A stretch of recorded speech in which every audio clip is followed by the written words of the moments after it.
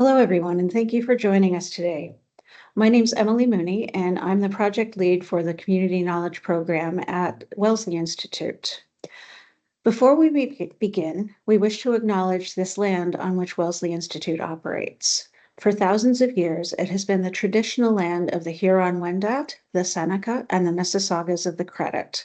Today, this meeting place is still the home to many Indigenous people from across Turtle Island, and we are grateful to have the opportunity to work on this land. Welcome to today's webinar on advanced digital technologies and immigrant settlement work.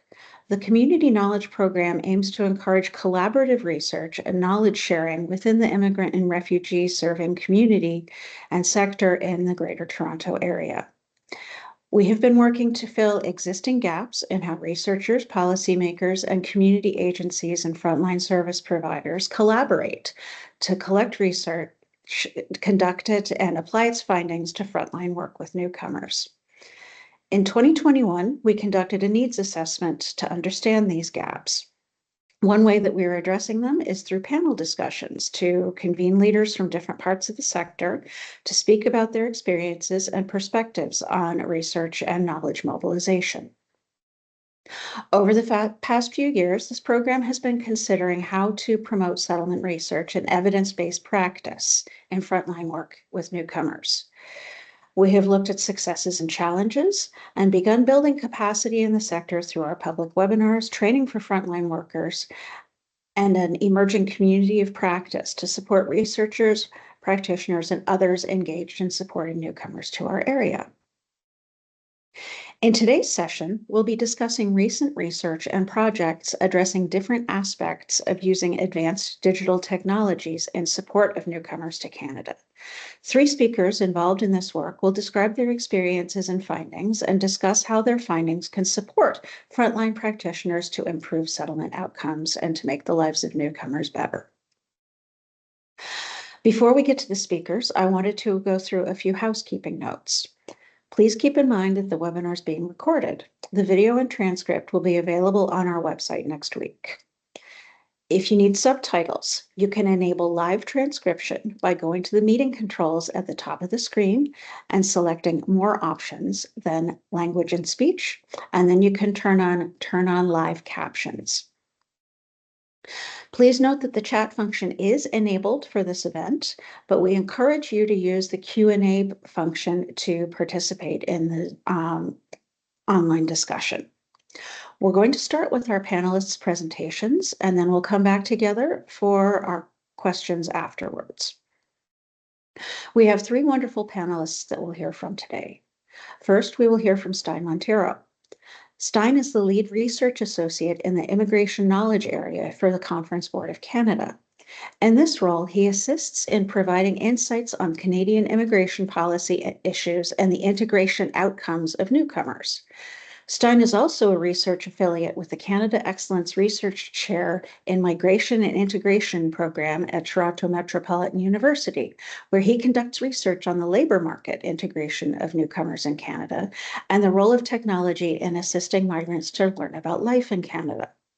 Stein has worked on several high-impact funded projects for Immigration, Refugees, and Citizenship Canada and Horizon Europe. Next, we will hear from Amy Holmes.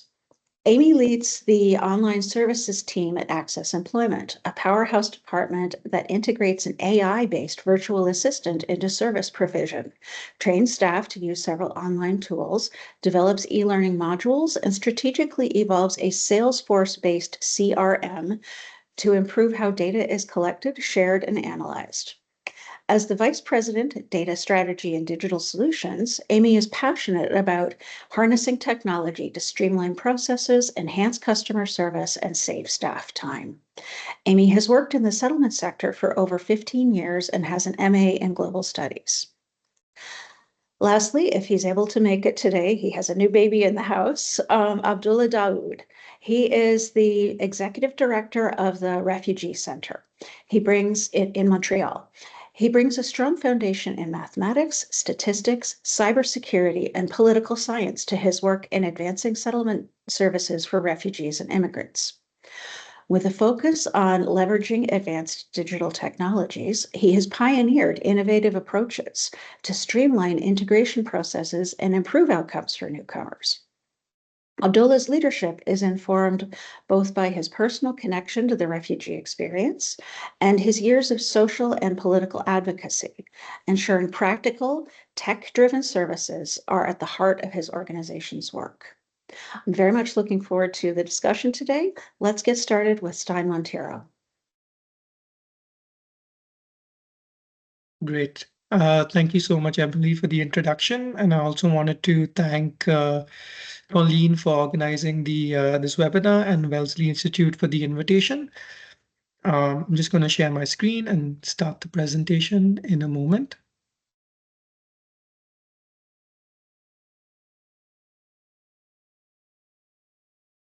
Great. So hopefully everyone can see my slides. So I just wanted to Great, thank you. So I just wanted to mention the reason why I have two logos on this first slide is because I'm currently wearing two hats at this point. Some of this research comes from my previous role with the Canada Excellence Research Chair at Toronto Metropolitan University, where I was doing research on an SDI funded project that looked at social media use in the settlement sector and identifying interventions or tools to improve the reach of settlement service providers using social media platforms. Some of that, so some of this presentation is based on that research work that I had done in the past, as well as I'll give you sort of like a sneak preview of some new research that I've been working on, which looks more closely at, again, digital usage in the settlement service sector and how that might impact newcomer outcomes.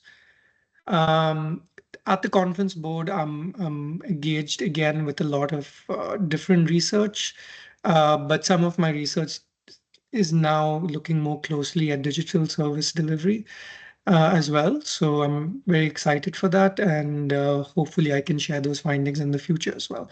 So my email address is on this slide. It's also on the very last slide, and I'm available to share the slides if anyone is interested.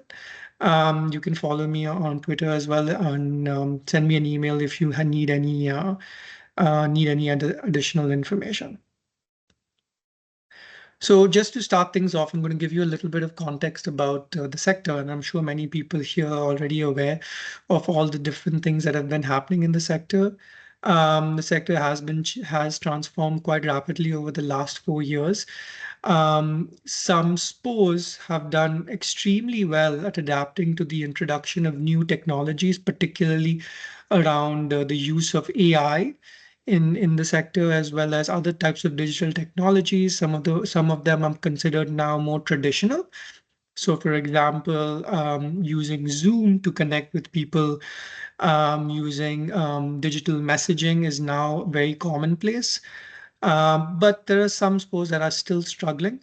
And the main reason they're struggling is because they have faced some of these barriers well before the pandemic, particularly around not having enough staff, not having the right fit of skills to adapt those technologies into the organization, and to some degree, even some uncertainty around how the tools should be adapted and can be adapted within the organization's current setup. So many spores are surviving on some of this is also coming from a lack of capital spending. Um, not enough allocations to publicity costs and delivery assistance tools. Mainly, I mentioned publicity costs because some of the work that I was doing around social media use, this had come up quite a lot.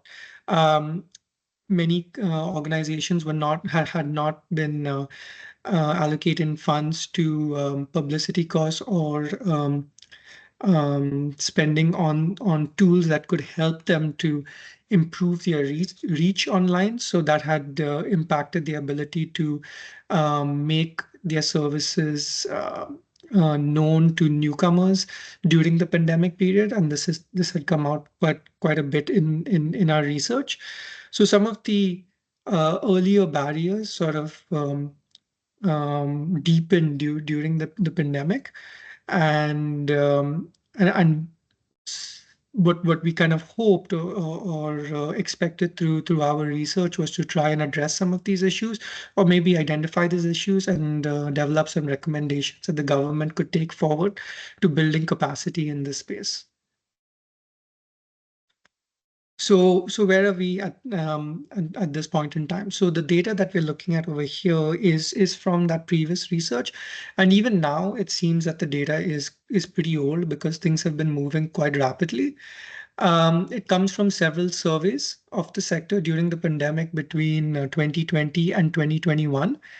But it sort of gives you a sense of which technologies were being used, and which are common practice in the daily tasks that staff at SPOs are performing.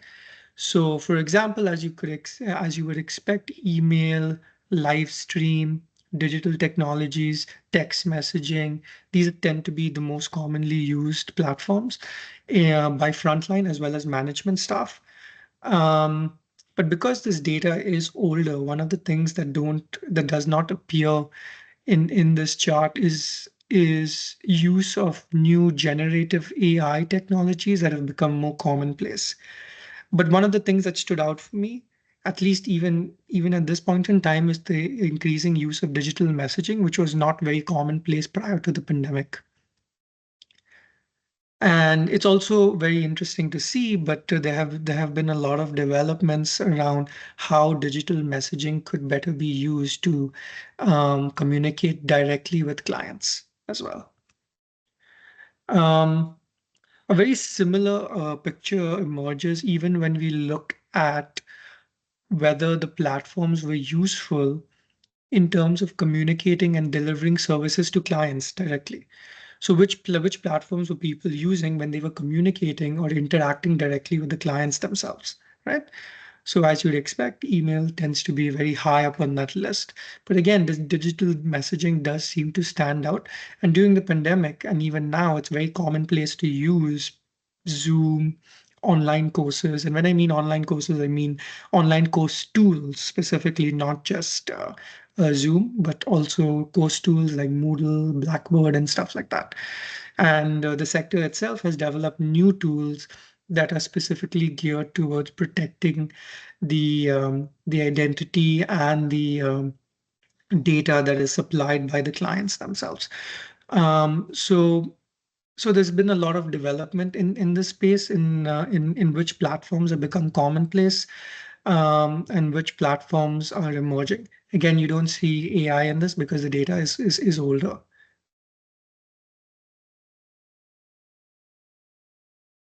So what are some of the recent policy responses that we've seen from the government over the last couple of years to address some of these issues?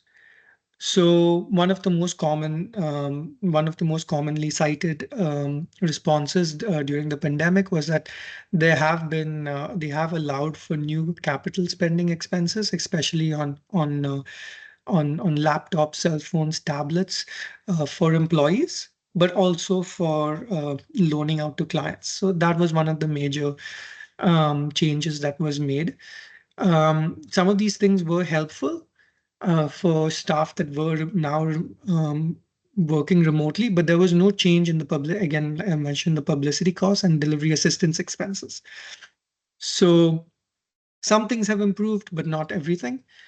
Um, and if you now that we are currently waiting for the new list for the new list of funded STI projects, if we look back to the older STI projects, about 43% of the STI projects in 2020 were focused on technology interventions in service delivery, including the project that I worked on, which was mostly focused on communications. So so there has been quite a bit of work that has been done from the government side to try and address some of the issues that the sector had been facing in delivering services remotely, and also adapting those services after the pandemic to a new set of needs. Because now we've sort of entered a new phase where people are becoming accustomed to remotely delivered services, but they also see the value of an in-person interaction. So it's not that, people want more remotely delivered services and don't want in-person interaction. They do want to see a sort of hybrid both. And I think that's some of what the rest of this presentation is also about, to try and understand what it means when we digitally provide a service, and how do we effectively assess whether we're meeting the outcomes when we provide those services. So for the rest of the presentation, I'm going to try and maybe focus on effectiveness of digital provision. So this chart here comes from the most recent settlement outcomes report. And one of the interesting things that I picked out from this chart was what the government was talking about, how they've assessed whether digitally provided services were effective. Um, and they've sort of shown over here that the knowledge of clients, so keyword on knowledge, right? The knowledge of clients improved in employment related services. They provided the exact same metric to show that the knowledge of clients improved in information and orientation services as well. So basically what this says is that clients that were engaged in high tech or low tech delivery of employment related services, as well as information and orientation services, seem to have improved their knowledge of those services, or or learn something from those services, um, much more than those people that took the same service in person. So while we know that many digitally provided services could reach many people, how effective were they in terms of client outcomes is still one of the questions. And this chart seems to suggest that that the outcomes seem to be better. The key word here is outcomes, which includes client experiences, but not always. And in many cases, across the board, not just the government, but many settlement service organizations tend to focus on client experiences as outcomes. But usually the term client outcomes is broader than just client experiences. Um, so several studies have shown that settlements that service providers and clients find remote and hybrid service delivery is convenient, and it does increase access for their clients. So we there's no reason for us to um, to to be concerned that clients are not able to access services. Definitely, access to services has improved um, since the expansion of remote and hybrid service delivery. But even when we consider their knowledge attainment in employment related services and information orientation services as examples, remotely delivered services seem to elicit a positive response from the client, right? But that positive response from the client does not always mean that their outcomes are better. They might have a better client experience when using the service online versus in person, but that doesn't mean that their outcomes are better in that particular service. So I'm going to try and maybe explain this in more detail. So moving services online or remotely was mostly positive. So it does elicit a positive response. So clients do believe that, they are getting better services. And many studies, including the one that we had done in 2023, including the study that was, I think it was commissioned by AMSA, and it was conducted by Marco Campana and another person.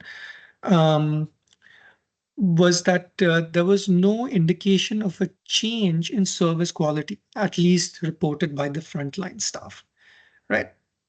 So in terms of effectiveness, it seems to suggest that people are happy with with online service delivery. And the consensus across the sector seems to be that moving services online was mostly positive, and of course, there was no indication of a change in service quality.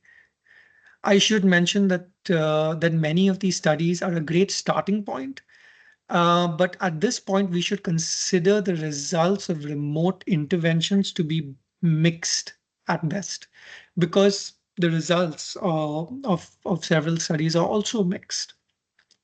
We don't actually know if they were relatively more or less successful in achieving the intended outcomes for the clients, where the outcomes that matter to the clients are not really whether they learn something or their belief of whether they learn something, but whether it makes their life better. So that's the outcomes that we're talking about. Does it actually make their life better, right? If we are talking about information and orientation services, then it is absolutely fine to talk about an outcome that is, they learn something, because that is what the purpose of an information and orientation service is. But when we talk about employment related services, is it sufficient to only talk about the client's experience as whether they learned something? Or are we more interested in their actual outcome of whether they earned more money or whether they actually found a job, right? That is the client outcome that we might be interested in, because that is also the outcome that the client themselves are interested in when they are enrolling in those type of services. Right. So the reason why I say the results are at best mix is because I'm currently working on a project which at this point is unpublished, but I'm sharing some very early findings from that result.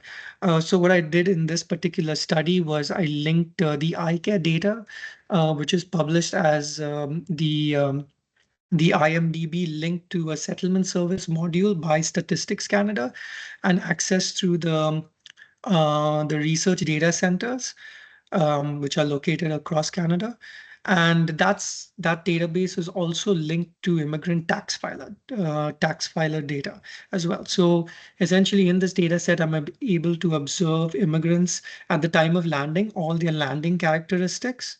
I can see whether they've ever used a settlement service module, pre-arrival as well as post-arrival um, services, and then also observe their labor market outcomes over a long period of time.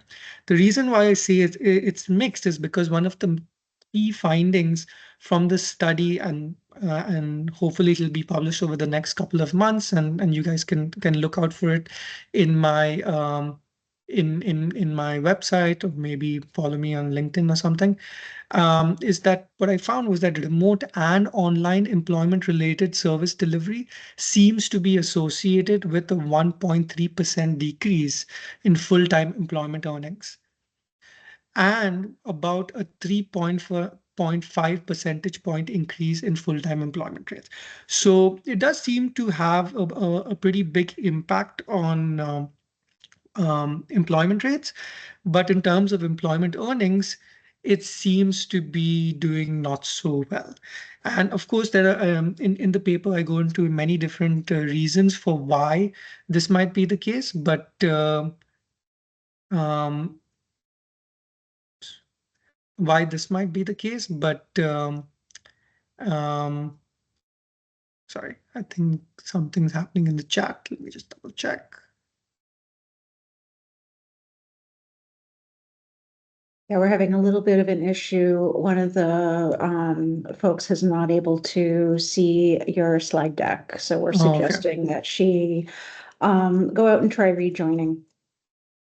Oh, okay. Okay. Thanks. But I'm assuming the majority of people would be able to see it. Yes. Okay. Yeah, that's great. Yeah. So one of the main findings from this study was that about um, those that used the remote or online. So I looked at both. Remote could mean many different things. It could also mean hybrid services. So it seems to be the case that there was a decrease in full-time employment earnings among those that were using the online service compared to those who were using the in-person service. And but we do find improvements in employment rates. So there seems to be a mixed bag of results here, and there are different mechanisms for why this might be happening. One of the interesting findings is that some of the problems or some of the pre-existing issues that people might be facing in terms of um, their access to digital services or their level of understanding on how to use the tools um, might still be affecting these results as well. So, to give you an example, one of the interesting findings was that people that came from countries that had low internet penetration rates or where or there were problems with using the internet, um, they also seem to be the ones that were not benefiting from the from remote and online service usage. Um, so yeah, this is just to sort of give you an indication about some of why there's differences in results across the sector.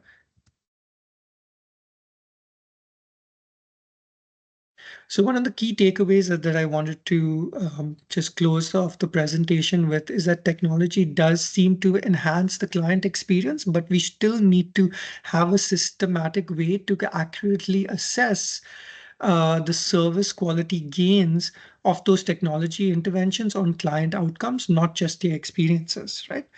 So when we talk about client experiences and client outcomes, we need to be more specific about which service we're talking about. So if we're talking about an employment related service, the correct outcomes that we should be looking at are earnings and employment outcomes. And it would be nice, and I understand that it's sometimes very difficult to look at earnings and employment outcomes over time, right? So it's not just whether a person learned something from the employment service, but whether they were able to use it in practice to get better earnings and whether they were able to find jobs in their field or find jobs full stop, right? Those are the things that the clients are interested in as well.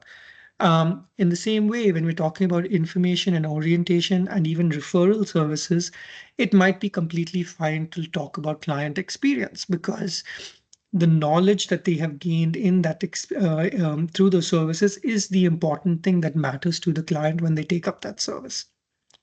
Similarly, if we're talking about referral services, we might be interested in whether they actually went on to use another service as an outcome. If we're talking about community connections and mentoring services, maybe, looking at earnings and employment outcomes doesn't make sense. But what we might be interested in is whether it actually created the community that people were enrolling in these services in the first place, and whether they were making friends. So the client experience, looking at whether a person, had knowledge or whether they gained knowledge from entering these services may not be relevant in many cases. It's these outcomes which actually matter to the clients themselves. Um, so yeah, thank you very much for the invitation. And if you have any additional questions, I'd be happy to answer them in the Q&A.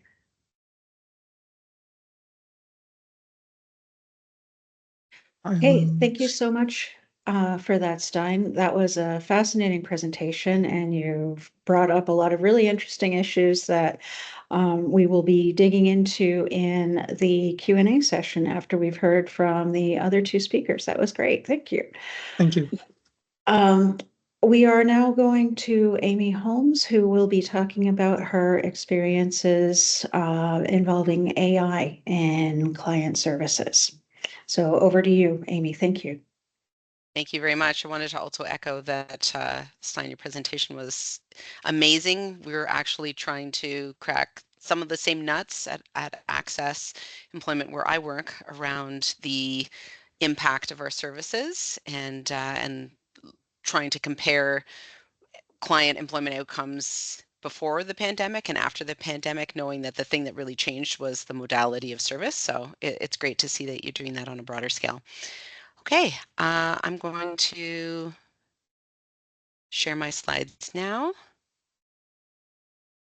Looks like it's just taking a minute to come up. Can you see it full screen? Yep, looks good. Okay. Okay, great. Thank you. Okay, so as mentioned, I work at an organization called Access Employment. We're focused on supporting people who are facing barriers to entering the labor market to secure meaningful employment and to support local employers to find the talent that they need to develop their workforce and also to improve their diversity hiring initiatives.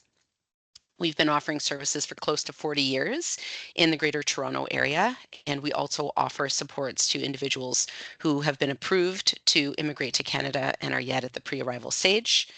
And as mentioned, we do work with a large group of employers to support both sides of the employment journey. So in a nutshell, Access's main focus is on supporting people to secure employment. A good portion, close to 80% of the people that we serve are newcomers to Canada, and we have over 40 different programs and services to support them to these ends. So I thought I would provide a little bit of context about the types of challenges or the issues that we were facing and how we approached technology from that lens. I'm a firm believer that technology is most effective when it is addressing a clearly articulated business need. And so we made choices in response to the things that we were seeing at our organization. So the first thing was that we had and we still have a high volume of inquiries from people through different channels. They could walk in, they could call us, they could email us, and we wanted to make sure that we were responding to those inquiries in a timely manner. We also wanted to make sure that our services were accessible, as Stein mentioned that in his presentation as well, around how hybrid services or digital services could make the service more accessible for some people and less accessible for others. So trying to strike that balance and also taking into consideration where people are located. So as mentioned, we've got some individuals living in other parts of the world, and so their time zone is different. So, it uh, our hours of operation may not align well with the hours of the day when they are awake and available to reach out to us, as well as people who may be working in a survival job right now and are looking to improve their employment situation. Again, maybe it's not possible for them to contact us during our office hours, so we wanted something that could attend to inquiries outside of our hours in an accurate way and in an effective way. We also know that there's only so many hours in the day. So we took a look at the types of tasks that staff were doing, and we saw that there were routine tasks and administrative tasks and data entry tasks that we thought could be supported through technology enhancements. And so we wanted to target those. Also human error, right? When you're doing data entry or, it can happen, right? We're human. So we also took into consideration, would there be opportunities to reduce or eliminate human error with technology supports? And all of this supports us to have good data in our CRM. And that data is used for when we're writing proposals or when we are responding back to a funder on a certain question that they may have, or for other reporting, or to support corporate sponsors in knowing the value of their investment with us as well. So the solution that I've spoken about in other forums like this is our Vera chatbot. Vera stands for Virtual Employment and Resource Attendant. It is AI based, and I'll explain where the AI is in through this slide. But essentially, this chatbot is available on our website as well as on our Facebook Messenger app. And it is another gateway to service. So it is akin to some of the other channels that we have. It is the initial point of entry to our organization and to our services for some people. And it is available 24 hours a day. So as long as you've got a connection to the internet, you could begin interacting with our chatbot. It has a variety of different functions. It provides information about specific services in case people know about a particular program that they want to find more information about, or it could also be to find out what our organization offers in general and how we might be able to help them.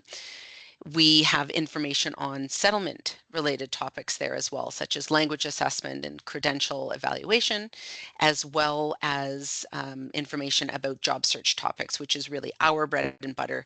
Things like resume skills, interview skills, cold calling, using social media for your job search, and more. And there are a variety of calls to action that the chatbot offers. So it could be self-serve in that you just need information about a topic and you come in and you get that, and that's fine. But if you're interested in pursuing services with our organization, we have calls to action such as you can register for an upcoming event through the chatbot, or you could submit a contact back form so that one of our program teams can follow up.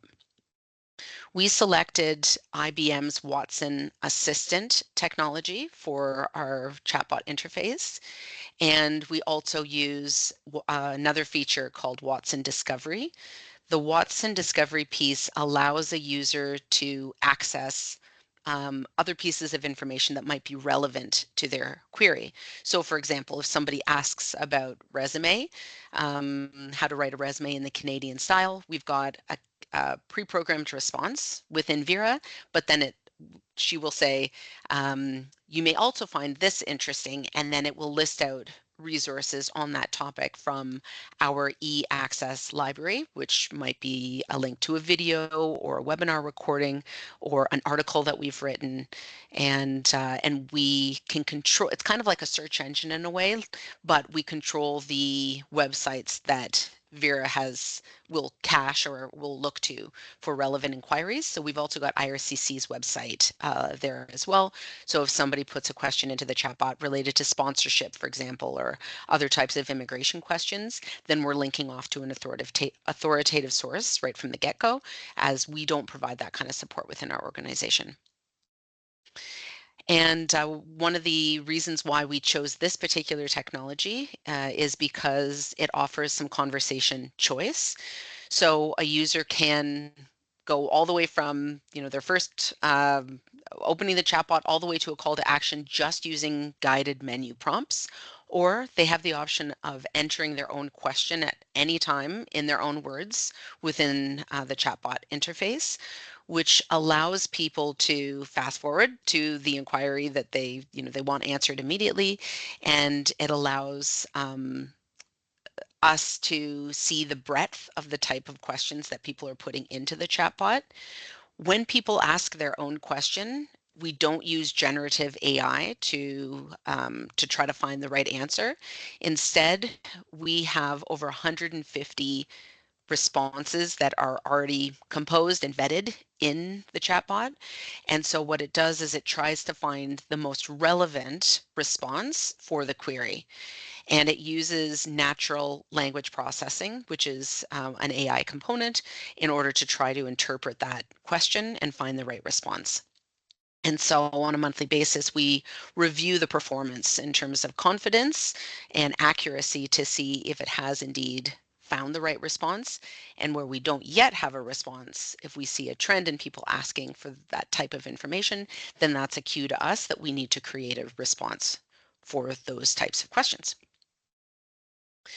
So I know in Sign's presentation, he mentioned that there were a number of SDI projects in 2020 funded through IRCC that had to do with technology. And in fact, our Vera project was one of those as well.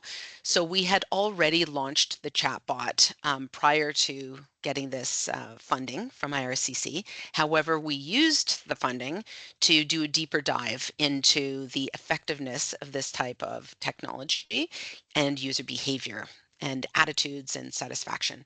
So I'll go over some of the key findings from our project. So first and foremost, there was a real openness to using this type of technology. I wasn't certain, and as an organization, we weren't really sure how many people would actually want to interact with the chatbot.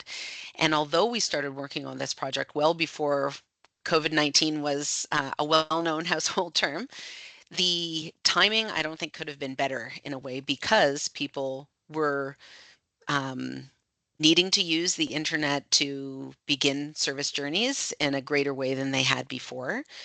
and perhaps that allowed people who otherwise may have been less certain about the reliability or the effectiveness of that kind of tool on a website, maybe we're more open to trying it out. But we have definitely seen a significant increase in the average number of conversations that we that of people who are interacting with the chatbot. And interestingly enough, 53% of people opt to use the chatbot during our office hours. So it is not a last resort for some people, but rather a first choice.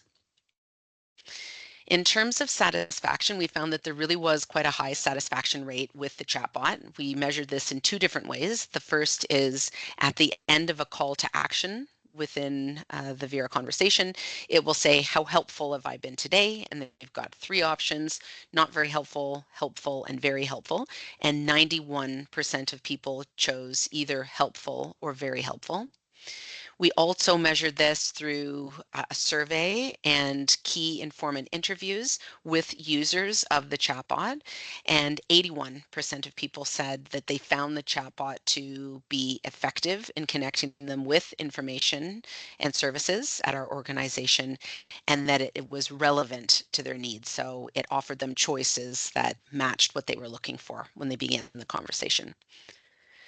We also identified that Vera is a good way for us to identify settlement needs that an individual may have, because generally, or not generally, but when they're not using the chatbot, we don't tend to ask about housing needs or language assessment or other things at the very first interaction with a client, given that the focus of our services is employment.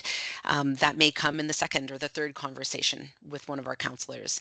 And so through Vera, we added a question into that contact back form where they can indicate if they have a settlement need. We've given them a list of options that they can choose from. And that allows our staff to go into the very first conversation with this client already aware of parallel needs that this individual may have, and therefore can make a referral to another community organization faster. We were hoping that this type of technology would help offset staff time that is otherwise required to help people register for an event or provide information about eligibility criteria or do a pre-screening for eligibility. And we have found a very significant time savings for staff in adopting this type of technology. In 2023 alone, there were over 12,000 staff hours saved as a result of Vera. And this is, already about 5 full-time staff members. So it's not that we let 5 people go, it's just those, the equivalent of that time is now saved, so staff can spend that time interacting with clients, providing more dedicated service to individuals. They can provide more of that human touch to their services, and that's so often why people get into this field, is because they want to help other people, and so we're giving them time back in their day to do the work that fires them up and that they love. And we also see that there's a very solid conversion rate as well. So that was important to us as well. It's not only that people are choosing to use the technology, but that it supports those who are eligible for services to move forward and access that. So we have found that since we launched the chatbot 4 years ago, we've had about over 20% of those individuals who fill out a contact back form or register for an event end up becoming our client. And that is akin to the conversion rate for people who visit our website and register for an event through the website, not through Vera, but through the website itself. So for a light touch intervention, this is actually a very strong conversion rate. And finally, Vera is a cost-effective option for us. We were very fortunate back in 2018 or 2019 when we secured a global grant from Accenture to be able to design and develop the chatbot. That is really where the majority of the cost was incurred. Now at this stage, our costs are related to a subscription for the IBM service, some external vendor costs for a vendor that we use to help us make complicated changes to the chatbot interface that we don't have the internal expertise at this point to be able to do, and for some staff time, so partial staff positions that work on the chatbot. And when we look at the cost savings in terms of the staff time saved, for us, it's very evident how effective that this tool has been for us as an organization. Okay, so I mentioned some of these statistics related to Vera on the previous slide, but just to give you a sense, we have had over 100,000 conversations on the chatbot since we launched 4 years ago. And as mentioned, the year-over-year increase has been significant. So over 138% increase from our first year versus our most recent year. And 10% of all of our new clients begin their service journey with with Vera. And this exceeds the target that we had set for ourselves initially. And not only have we saved a lot of staff hours through Vera handling inquiries, but the team that works on Vera internally is also the team that over the last few years has began to really dig into other process improvements that were needed.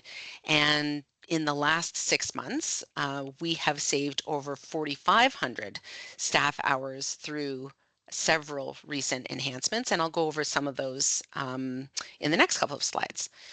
So in addition to Vera, another type of technology that we use is we have a Salesforce-based CRM.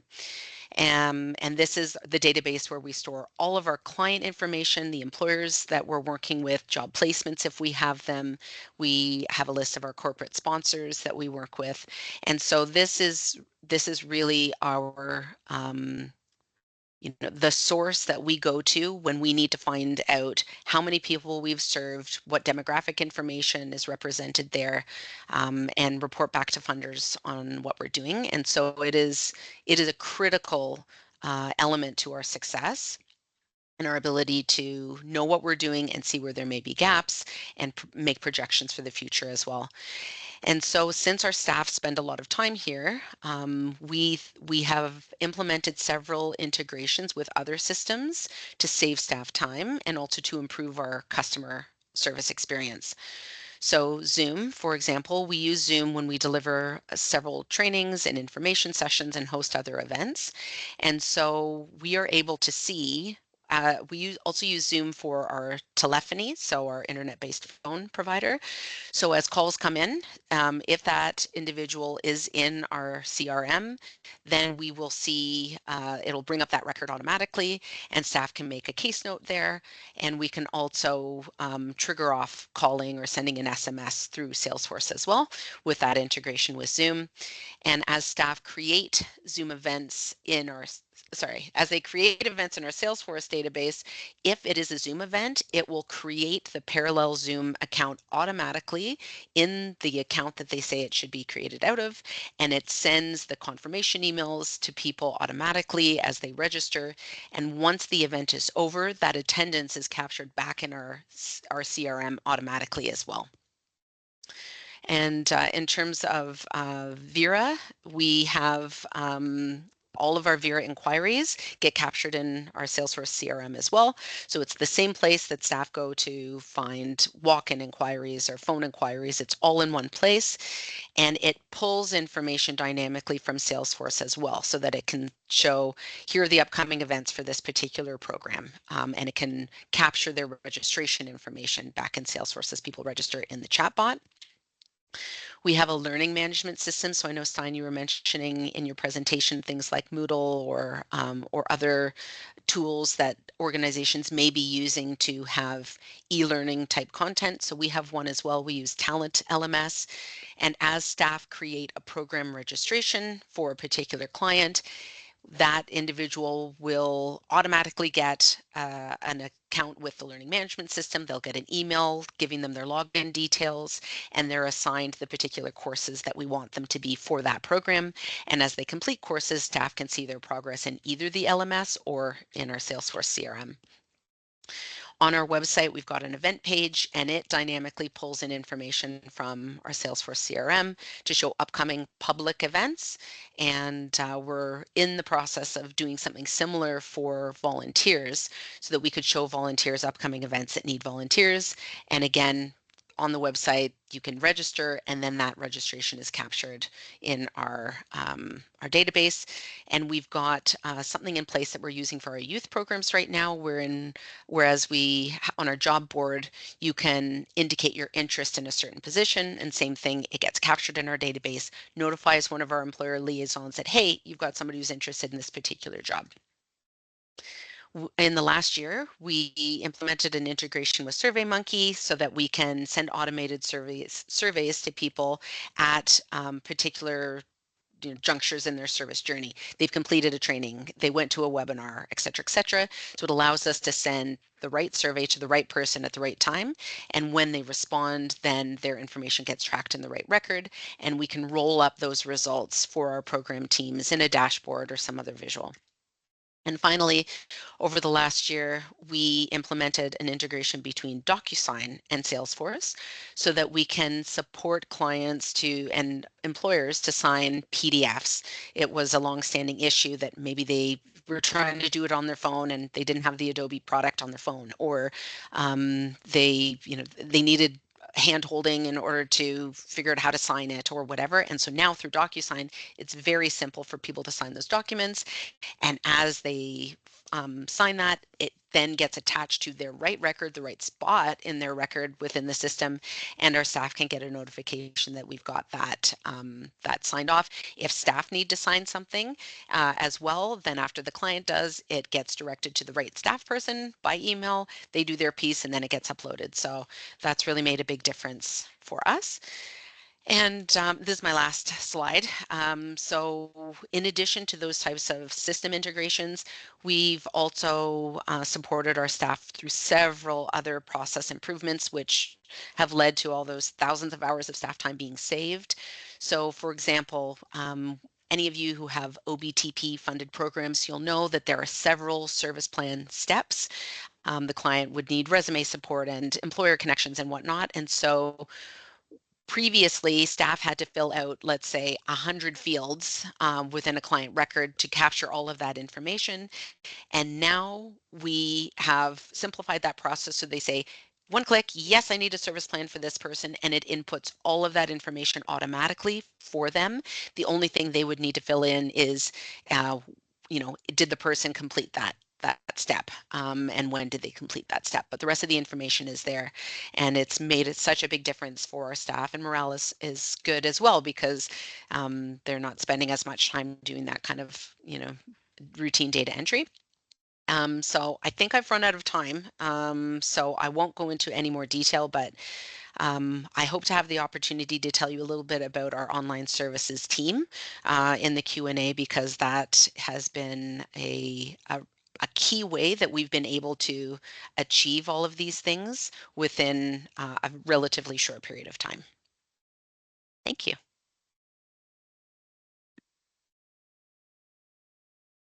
Thank you so much, Amy. That was a very comprehensive and fascinating presentation about everything that you've been able to do. And I know that folks are going to have questions about it.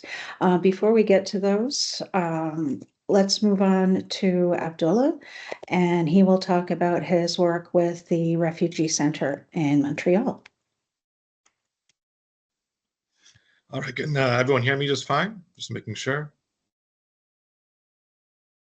Yes, we can hear you. Sounds good. Okay. So first of all, thanks for having me. It's been a hectic week, but it's a pleasure to be here either way. And thanks for the previous presenters. It's really interesting stuff. So I come not primarily from a research or academic background, but I'll try to introduce that as much as possible moving forward.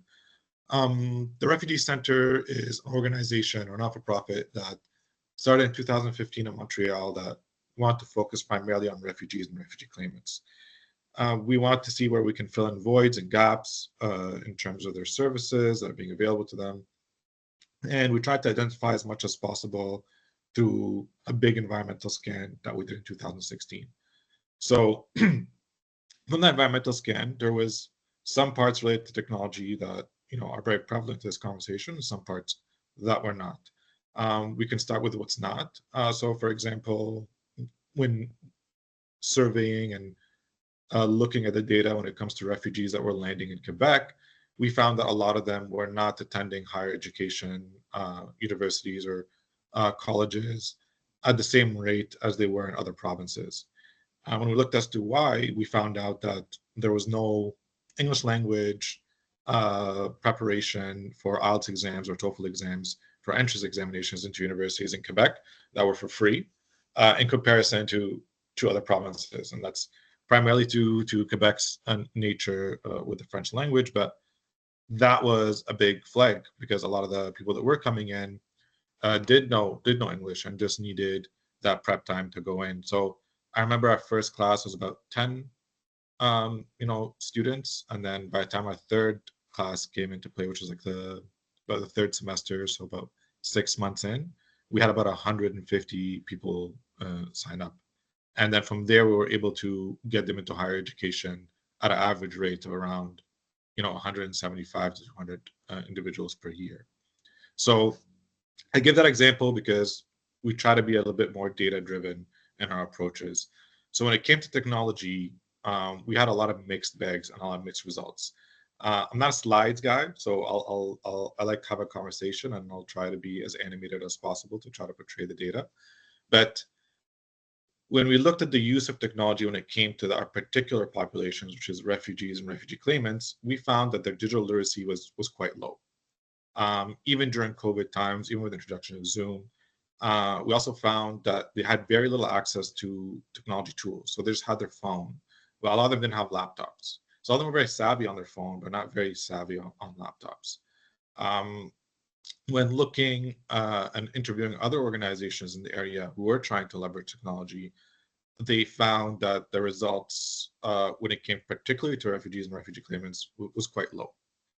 So what we did is we realized we can introduce a technology that goes directly to the public for refugees and refugee claimants, but it might not garner the impact or the outcomes, as the previous presenter said, that would yield the results that we want.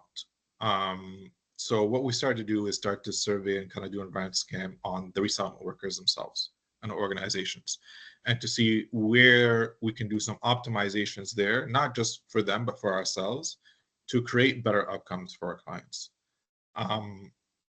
And also just a point of clarification, I feel like this is something I have to do at every presentation, but the difference between refugee claimants and refugees is quite significant in terms of the legal or bureaucratic process.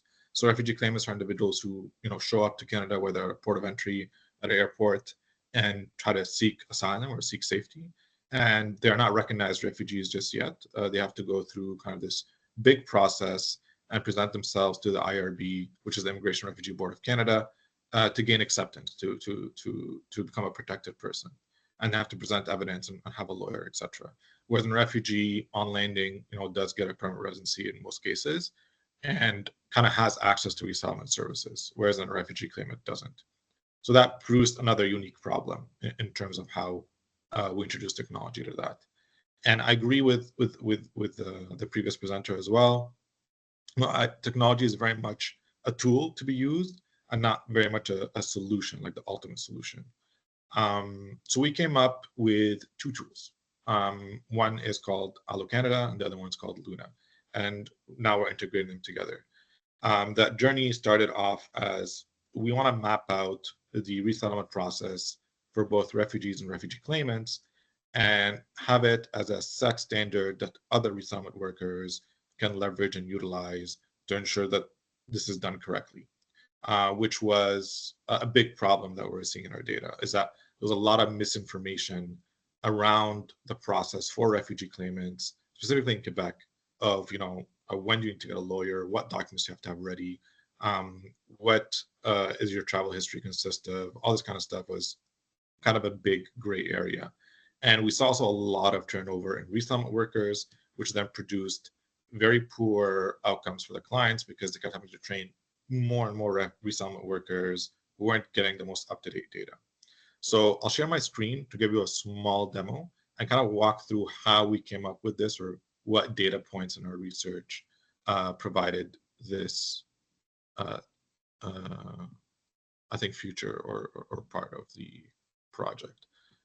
So I think just thumbs up. Everyone can see my screen, the website.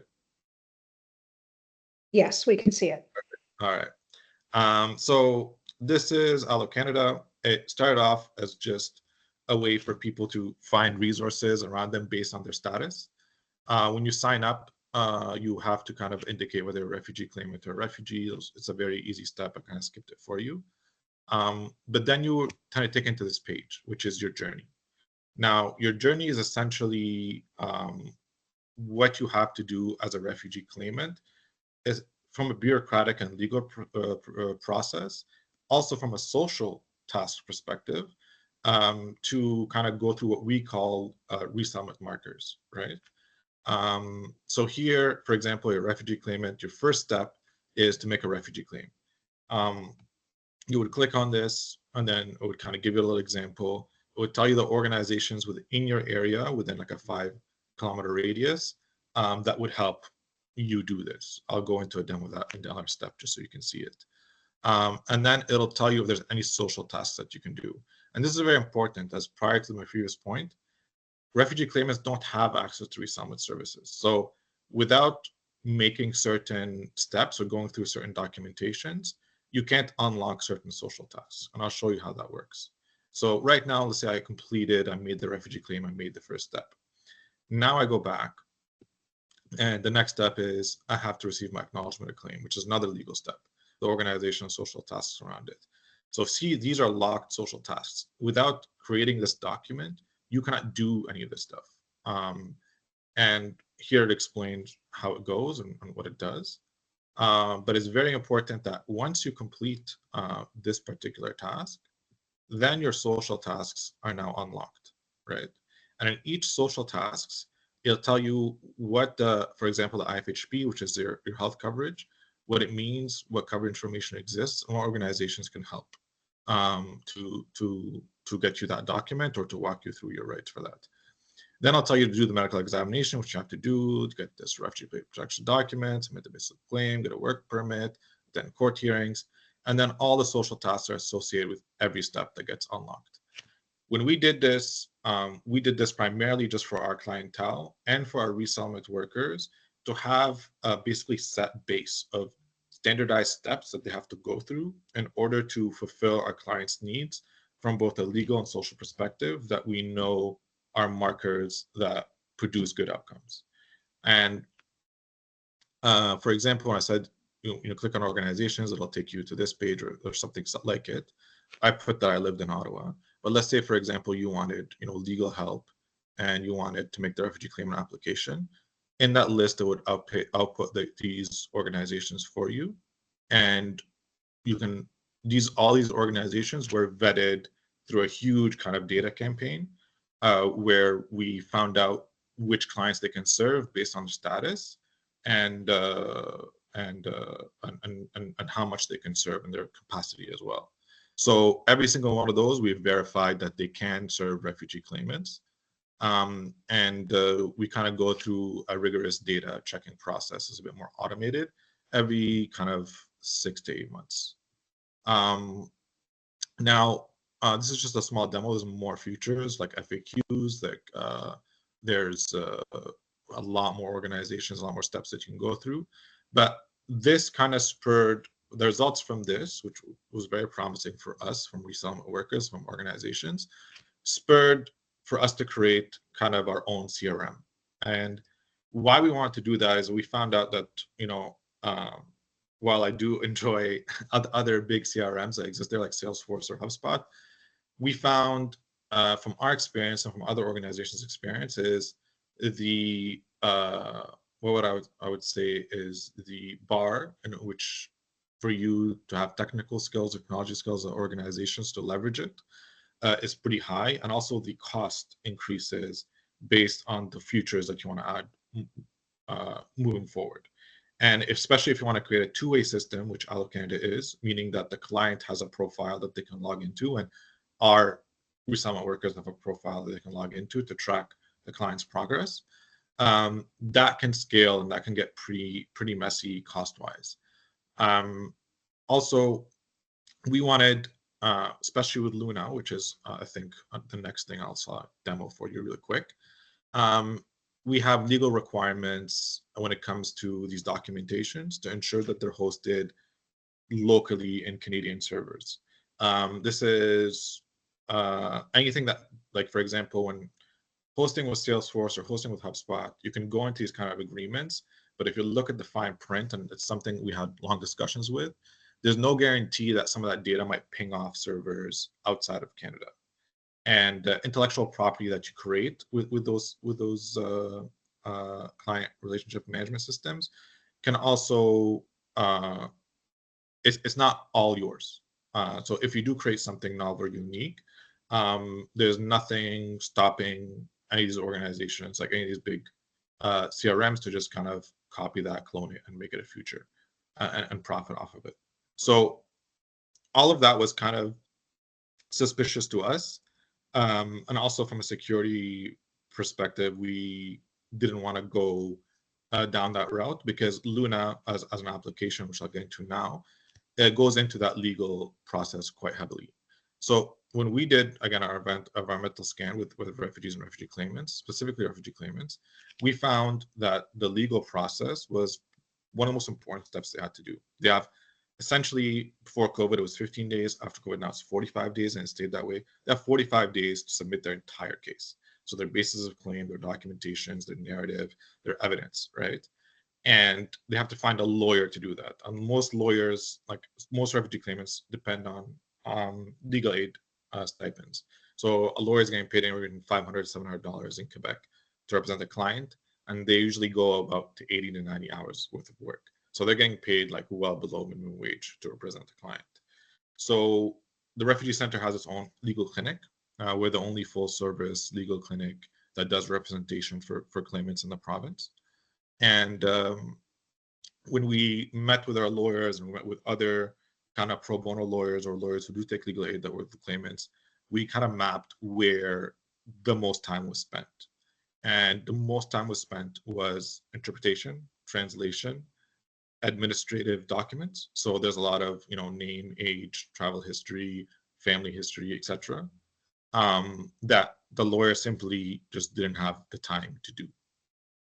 Whereas in the actual narrative or the basis of claim or the bulk of why they're seeking safety in Canada and have to go through that process, that only really took 12 to 15 hours.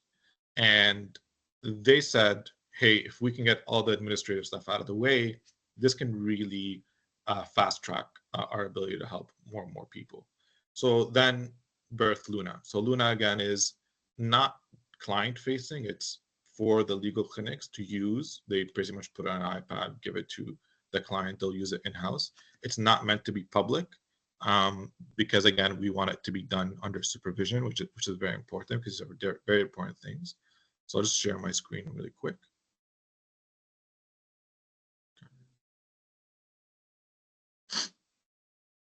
So I already signed up just because I don't want to waste too much time. But for example, I use my mom's name, Alia. But here you would say which program are you applying. You would select here refugee.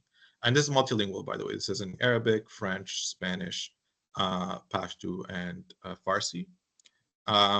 You could talk to it in any language, and whatever it produces on the other end will be translated back to English or French, depending on your choice as a legal clinic. So here I would say one.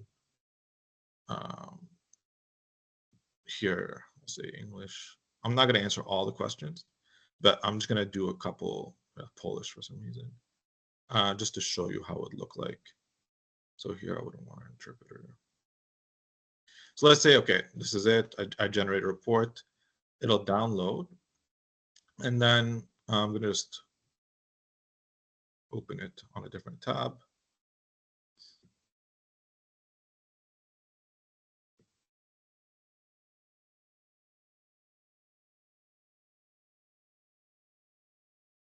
And I realized I have to share my entire screen, not just the tab, but I'll share the what it produced.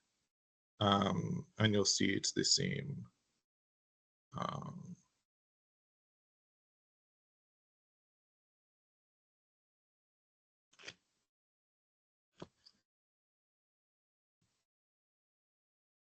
Okay.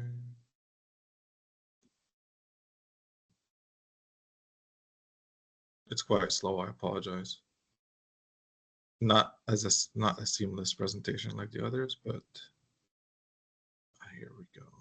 Share.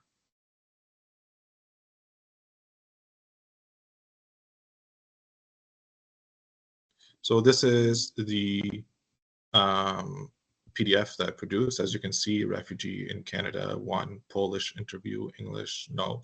So automatically created the form for them that they have to submit with them. And this is not just with generic form. This is also creates it for their work permit. It creates it for their basis of claim. It creates it for every administrative document that the lawyers need. And then when we did kind of the sample data with the lawyers of how much time it saved, so it saved up to 78% of their time on average. So they were able to get everything translated. They didn't need an interpreter. They got the documents ready, and then they were able to go on with the case. So for our legal clinic, for example, when we didn't have this, we were only able to serve like close to maybe 100 active cases per year. Now we're up to 700 active cases per year. So that increase is quite tremendous. And that's only because we were able to eliminate a lot of the administrative processes. And now that's being linked with Allo Canada, and on the back end, we have our own CRM. Unfortunately, I can't demo that for you right now because of privacy issues. All of it is live client data. But how it works is our resettlement workers can track the progress of every client, see what they've done through their social tasks and through their legal tasks. We can also see with the legal clinic what they've done, how far they're in, when their dates are for their hearings. With refugees who have their PRs, they have different resettlement markers. We can track those as well. And you can have direct communication with the client. You can message them either through text message or WhatsApp through the CRM. You can leave notes for the resettlement workers, can leave notes for other resettlement workers who can access the file. And they're all API based. So basically what that means is you can actually call onto our CRM to pull data. So for example, if we're working with other legal clinics or if we're working with other organizations that we've trusted, that we've entered into a data sharing agreement with our client, we can actually just, if they're using Salesforce or if they're using anything that they want, they can just call our API and they have our API documentation and they can pull the data that they want. Now, this for us and for the organizations that we've worked with has produced better outcomes, primarily because our clients are just not digital don't have a huge digital literacy. A lot of them wouldn't be able to do all the stuff on their own. And unfortunately, they need that component. So what we try to do is empower the resettlement worker as much as we could.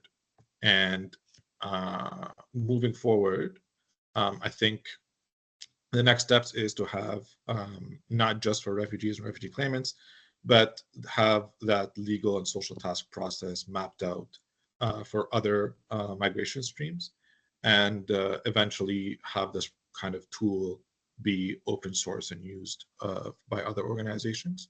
And I think I tried to tie as much of our research and much of our data gathering to what produced our products. And those are our main two, but there are also tangential stuff that we do. There's, for example, the RCC has been pushing towards technology more and more so with the RC portal, with their basis of claim extension, with all that kind of stuff. So we've seen very poor outcomes. I mean, it's great for the RCC, like they get all their stuff online, but we've seen very poor outcomes in relation to our clients of actually accessing those tools or utilizing those tools. And I think it's just good to flag to say, like, just having something online doesn't mean it's for the better, especially at times when government does it. But the RC portal, for example, for refugee claimants, or even for people just applying for work permits or study permits, doesn't allow you, for example, to submit on your phone. You can't submit through a mobile device. It has to be through a laptop or a desktop. So that compatibility is not there. The user friendliness of it was very weak. We have to actually go to refugee claimant shelters, come in with laptops, set them up, and actually have legal reps there to help them go through that process. And it is a nightmare. I have to tell you, it's very difficult because even us, we struggle with the user friendliness of these products. So it's very important that when you do introduce a technological tool, your end user, for us in this case was the resettlement worker, but your end user is the one that guides your user stories and your futures and your user friendliness moving forward. That's all I had to say for today. I know there'll be questions. I'm kind of hoping to dive into more in the Q&A, but thank you all for having me, and I'm looking forward to any questions that y'all might have. Thank you so much, Abdullah. That was really interesting to hear about the work that you've done to, like, the effectiveness of it, how much it has reduced the need for staff time.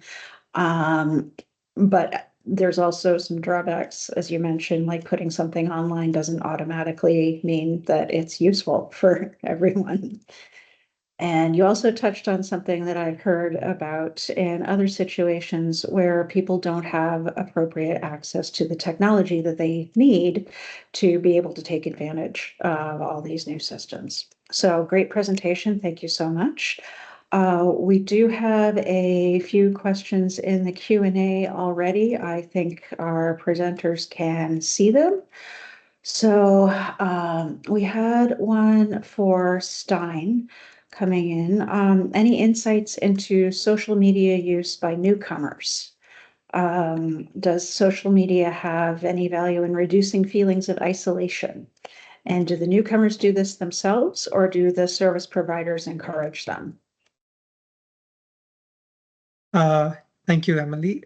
So this is a great question. In regards to the first part of the question, which is whether, social media has any value in reducing isolation, feelings of isolation, then the answer would definitely be yes. And there's lots of evidence and studies that have been done to suggest that, especially when they're connecting with either families and friends back home or in Canada. It's a great place to connect, especially a couple of studies that have been, like, most of this work has been done based on pandemic level data at that period of time. So when other opportunities were not available and you had to rely on social media, it did seem to work. What's been happening since that time is, again, the results are fairly mixed. There are also drawbacks to using social media as well. To the latter part of the question, which is this initiated by newcomers or is it being initiated by service providers? So what, at least going back to some of the previous research, what was interesting, or one of the key findings, at least for us, was that the settlement service sector, or the people in the settlement service sector, are great at being inclusive. That's I guess that comes hand in hand with being part of the social sector, the social service sector. So they do that really well. So one of the key things key questions that key question that was being asked during the client intake phase was whether they would be comfortable using those digital platforms. And if they weren't comfortable using those digital platforms, they usually directed them to training before they onboarded them onto a service. So that it sort of works both ways. The service provider was asking newcomers whether they were comfortable with using the platform and whether they had the skills to be able to use it. And if they didn't have the skills, then you train them on those skills before you used it.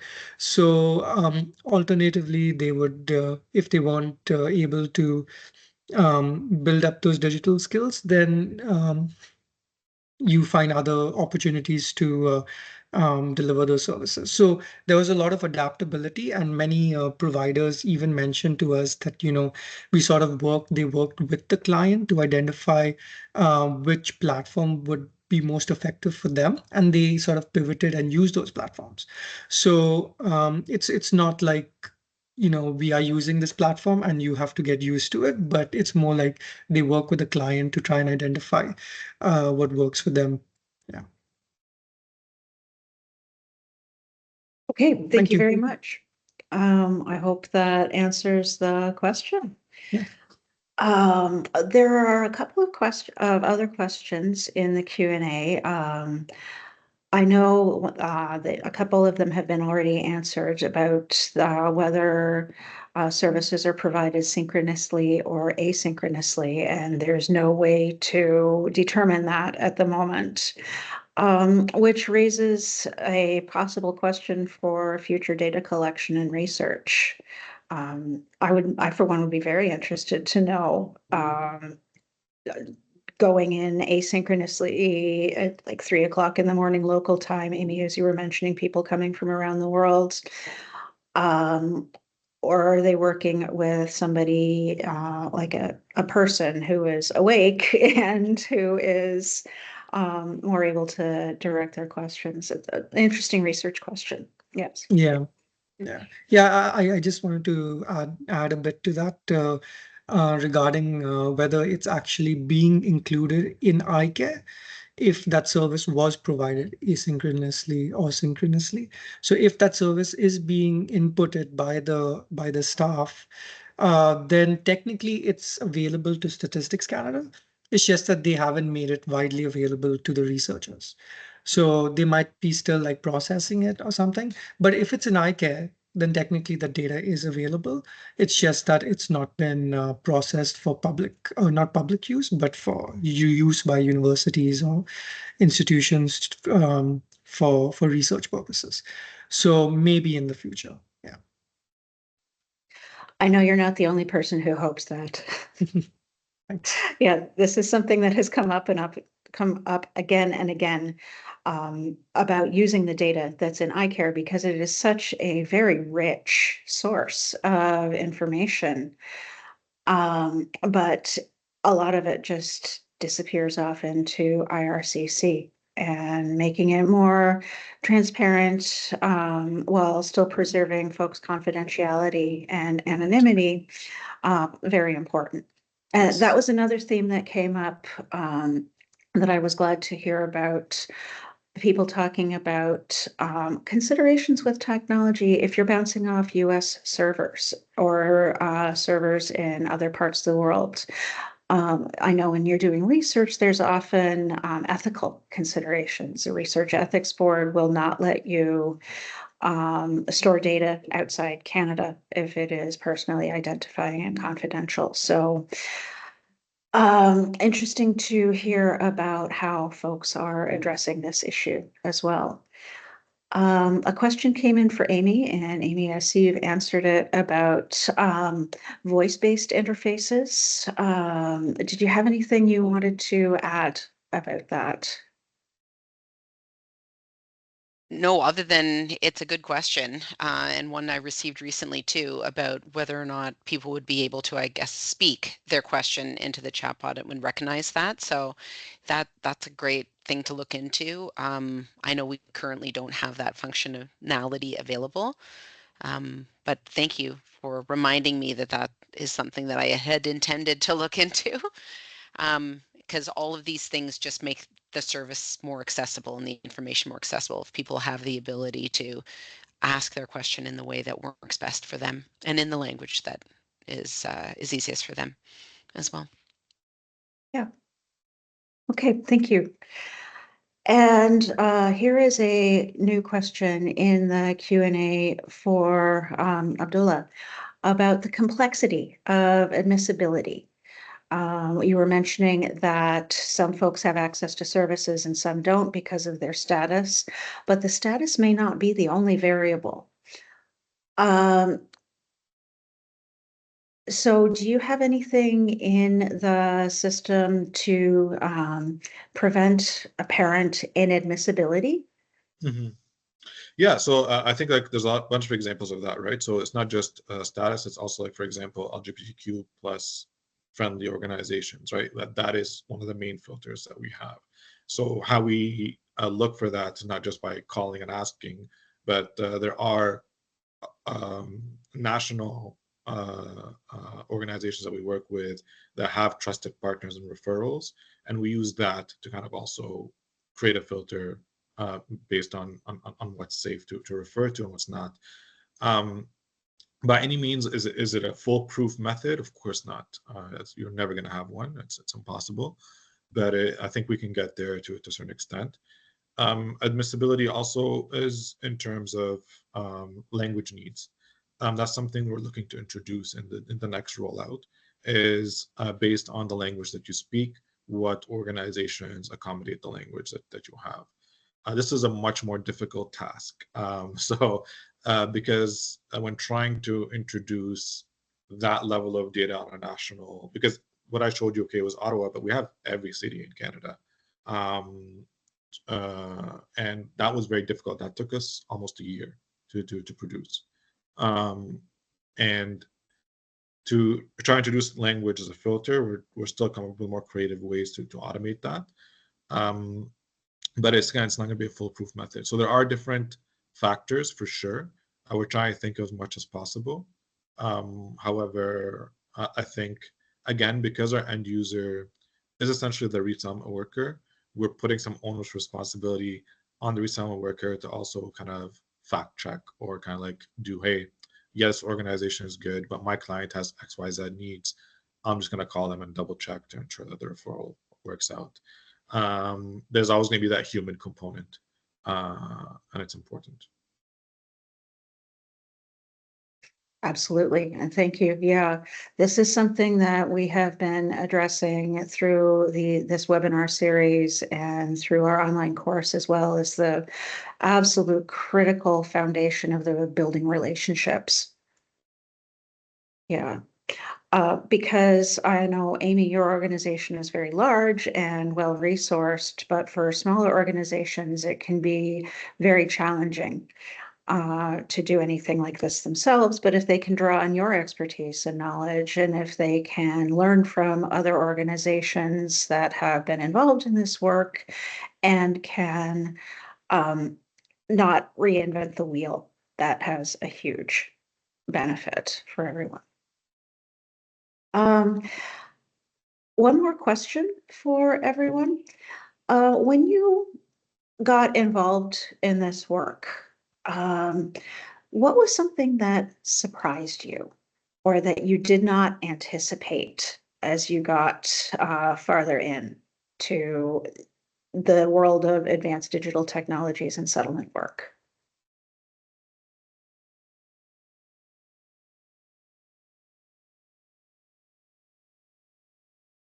Stein. Well, at least on the research side, when I started doing this stuff with the looking into the impact of remote or online service delivery on labor market outcomes, I was not expecting to find any results. So I didn't expect to find a negative result or any strong positive results either. But there were some negative results, which was initially surprising to me, especially on the earnings side, which I thought maybe due to people were now, engaged in an online or any type of settlement service, so they don't have time to work. So maybe that was one of the reasons why they lost some earnings there. But it didn't seem to be the case because, or at least based on me cutting up the data in different ways, comparing to people, because here you're comparing people who are online versus in person. So my understanding would be that they were both um, facing the same issue in lost earnings, but also even looking at their earnings a couple of years ahead, it seemed to be the case that the online service seems to have a negative impact on their outcomes, on their earnings outcomes. This might potentially be an indication of service quality differences between the translating the in-person service into the online service. Not everything is very easily translatable, and it doesn't, hit the mark in the same way. And if you look at some of the evidence that does come out from, say, the post-secondary education sector, the evidence seems to be the same. Students that went through the pandemic with online courses seem to be doing much worse in their earnings outcomes now, because now a few years have passed, than those that had the opportunity to go in person. So in that sense, if you put it into that context, then some of the findings may not be that surprising.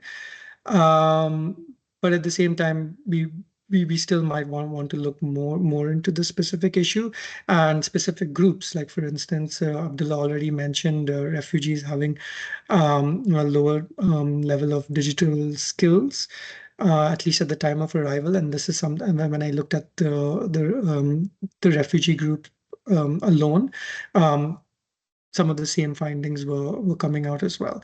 So I think what we need to do is potentially to try and find more like targeted interventions and do more in terms of being able to identify better ways of delivering online services. Thanks. You're Great muted. answer. Thank you very much. And unfortunately, we are just about out of time. If there's anything that our other two great speakers would like to add before we conclude? Any final thoughts? Yes, thank you very much. Stein, I just want to mention, maybe you want to also consider changes in the labor market overall. So, some variations in earnings that don't really have to do with the services at all, but rather the jobs that are available for folks. But as a unexpected learning, it's never too late for an organization to adopt new technologies. And the individuals within those organizations, never too old to learn new tricks. I do not have a background in tech whatsoever. I happened upon this opportunity within the organization after being in services for 8 years, and have just blossomed and feel like I'm really adding good value in this area. And I just say that to encourage others to don't rule yourself or your organization out from doing really amazing things and creative things. Thank you. That's great. Thank you. Abdullah, any final words, or should we leave it here? Nothing. I just thank you for having me, and thanks, Stein and Amy. Your interventions are really great. I learned a lot, so thanks for that. And if you all want to learn anything more and want to contact us, I think our emails are available. Emily will provide them. And thanks so much for having us. It's great. Thank you so much. I want to thank everybody who came today, especially the panelists. You've shared a lot of information and I learned a ton. If you would like access to our needs assessment and resources from our events, please sign up for our mailing list by filling out the form on our webpage. The link will be shared in the chat. It's wellesleyinstitute.com/community-knowledge-program. So we will be offering one more webinar in the next couple of months, and please sign up for our mailing list if you haven't already. We will keep you posted about our continuing efforts. Again, thank you so much to our speakers. Thank you for coming today. It's been a pleasure, and I look forward to connecting with you again. Thank you all very much.